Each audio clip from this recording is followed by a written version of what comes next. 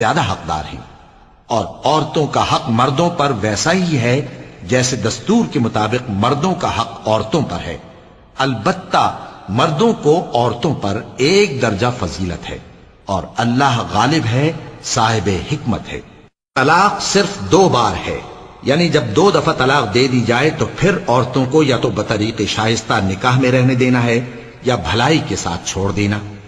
اور یہ جائز نہیں کہ جو مہر تم ان کو دے چکے ہو اس میں سے کچھ واپس لے لو۔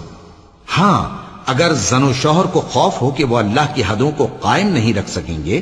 تو اگر عورت خاوند کے ہاتھ سے رہائی پانے کے بدلے میں کچھ دے ڈالے تو دونوں پر کچھ گناہ نہیں۔ یہ اللہ کی مقرر کی ہوئی حدیں ہیں، ان سے باہر نہ نکلنا، اور جو لوگ اللہ کی حدوں سے باہر نکل جائیں گے وہ گناہگار ہوں گے۔ پھر اگر شوہر 2 طلاقوں کے بعد تیسری طلاق عورت کو دے دے تو اس کے بعد جب تک عورت کسی دوسرے شخص سے نکاح نہ کر لے اس پہلے شوہر پر حلال نہ ہوگی۔ ہاں، اگر دوسرا خاوند بھی طلاق دے دے اور عورت اور پہلا خاوند پھر ایک دوسرے کی طرف رجوع کر لیں تو ان پر کچھ گناہ نہیں، بشرطے کہ دونوں یقین کریں کہ اللہ کی حدوں کو قائم رکھ سکیں گے،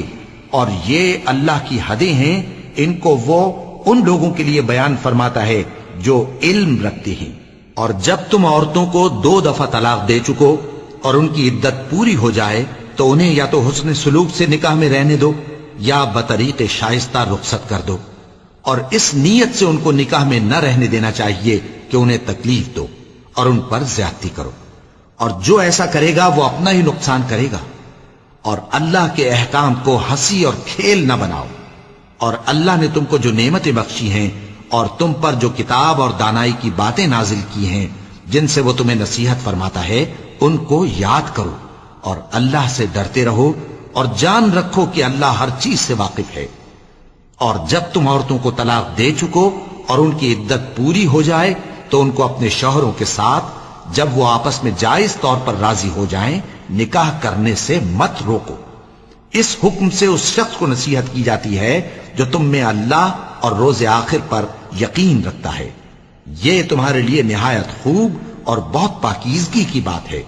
اور اللہ جانتا ہے اور تم نہیں جانتے۔ اور مائیں اپنے بچوں کو پورے 2 سال دودھ پلائیں، یہ حکم اس شخص کے لیے ہے جو پوری مدت تک دودھ پلوانا چاہے، اور دودھ پلانے والی ماؤں کا کھانا اور کپڑا دستور کے مطابق باپ کے ذمے ہوگا۔ کسی شخص کو اس کی طاقت سے زیادہ تکلیف نہیں دی جاتی، تو یاد رکھو کہ نہ تو ماں کو اس کے بچے کے سبب نقصان پہنچایا جائے اور نہ باپ کو اس کی اولاد کی وجہ سے نقصان پہنچایا جائے، اور اسی طرح